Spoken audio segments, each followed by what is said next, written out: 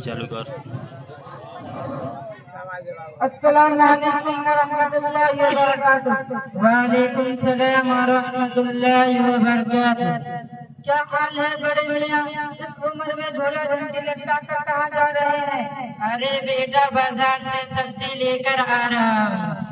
इस उम्र में आपके पास कोई औलाद नहीं है क्या? औलाद के मामले में तो हम काफी अमीर है। 4 बेटे हमारे पास है और चारों के 4 औलाद है। लगभग 20-25 औलाद है। आपके पास तो इतना औलाद है, आपका कोई सहारा नहीं है। पुरानी कहावत है कि 100 बेटा राम का, एक बिना काम का। आपने उसे दीनी तालीम से दूर रखा है, इसलिए आपको ये दिन देखने को मिल रहा है। मैं तो सोचता था कि अपने बच्चों को हाफिज आलिम बनाऊं और हाफिज आलिम की खूब इज्जत करूंगा।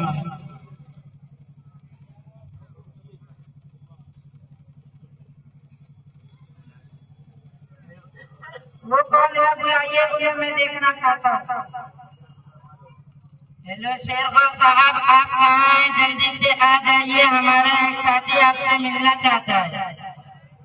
क्या बात है मंगलू चाचा, बड़ी टेंशन में नजर आ रहे हैं। आपके चेहरे पर 12 क्यों बज रहा है?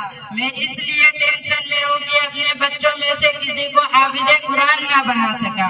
आपने तो मना किया था कि अगर हाफिज आलिम बनेगा तो खाएगा क्या? खुद भी भूखा मरेगा और अपने बाल बच्चों को भी भूखा मारेगा। बात तो सही है, 3-4 हजार में मौलवी है, हाफिज क्या कर लेगा? अपने खाएगा या अपने बाल बच्चों को खिलाएगा? खुद भी भूखा मरेगा और अपने बाल बच्चों को भूखा मारेगा। अरे दौलत के नशे में चोरी इंसान, अभी तुमने सुना है कि कोई हाफिज आलिम भूखा मरा है? लेकिन आए दिन ये सुनने को मिलता है कि डॉक्टर, इंजीनियर, वकील, मास्टर नौकरी न मिलने की वजह से खुदकुशी कर लेता है। लेकिन आपने सुना है कि कोई हाफिज आलिम ने खुदकुशी कर लिया है? आप अपने दिल पर हाथ रख के बोले किसी औहदा पर किसी हाफिज आलिम को देखा है? इन सब पर तो हमारे जैसों के लिए इंजीनियर होते। इसकी वजह यह है कि मदरसे में पढ़ने पढ़ाने वाले की तो नियत ही बदल जाते। और भी कई खराबी है, छोड़ो। सबसे अगर इसी ओहदे पर फाइज होना आपके नजदीक कामयाबी है तो आपकी सोच गलत है। और क्या क्या खराबी है, जरा बताइए। सबसे पहले खराबी है कि दाढ़ी इतना लंबा कर लेता है कि जैसे 20 साल का नौजवान 70 साल का बुरा लगता है। और जब इनके कपड़ों पर नजर पड़ते हैं तो इतना लंबा कुर्ता जुब्बा कोट जैसे में पूरा जोकर लगता है। इसलिए मालदार लोग नीचे निगाह से देखता और बात करने से भी डरता है। अगर दाढ़ी की बात है तो दाढ़ी रखना चेहरे पे सुन्नत है और एक सुन्नत को जिंदा करना 100 शहीदों के सवाब के बराबर है। और रह गई बात इनके लिबासों पोशाक की, तो इनके लिबासों को देख कर लोगों के दिल में ताज़ीम पैदा हो जाती है। कुरान का फरमान है, जो लोग हाफिज आलिम को देख कर मुंह फेरते हैं या उनसे नफरत करते हैं, ऐसे लोगों के मुताबिक हमारे नबी सल्लल्लाहु अलैहि वसल्लम ने फरमाया, बात हमसे हमारे नबी तक मत पहुँचो। तुम्हारा मतलब है कि हमारे नबी भी यही चाहते हैं तुम हाफिज आलिम बनो?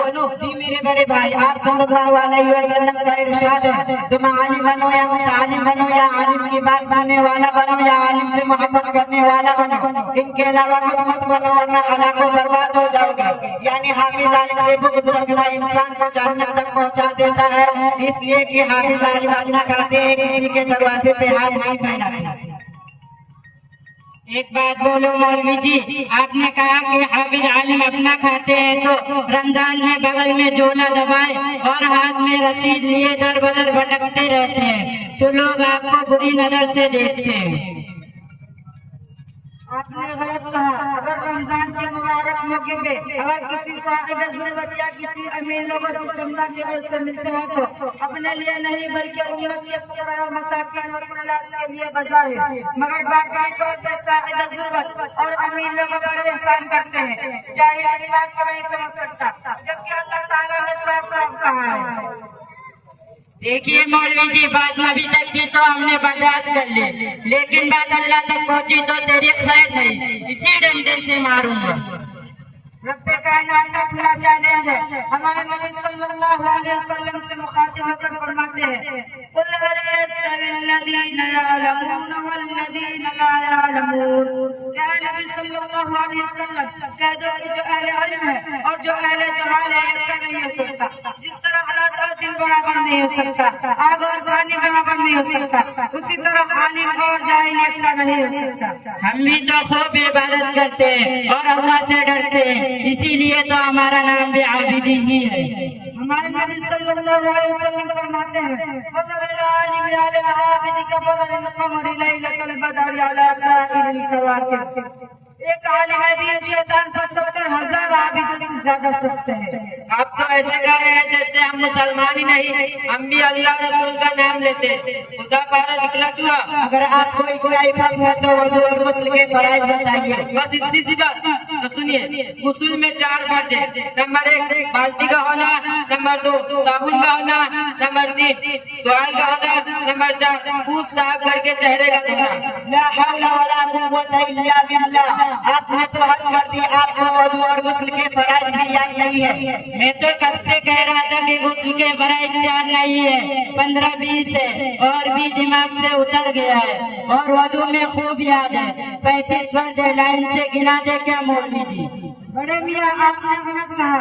गुस्ल में 3 फर्ज है। नंबर 1 गड़गड़ा करके कुल निकलना, नंबर 2 नाक में हड्डी तक पानी पहुँचाना, नंबर 3 पूरे बदन पे इस तरह पानी बहाना कि एक बाल के बराबर बदन सूखा ना रहे।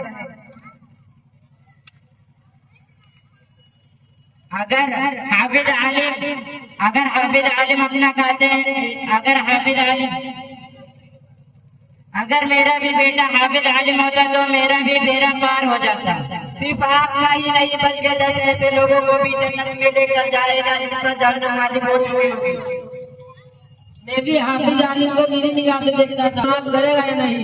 हमारे नबी सल्लल्लाहु अलैहि वसल्लम का इरशाद है, अत्ताइबु मिनज़्ज़म्बि कमन ला ज़ंब लह। गुनाहों से तौबा करने वाला ऐसा है गोया उसने गुनाह किया ही नहीं।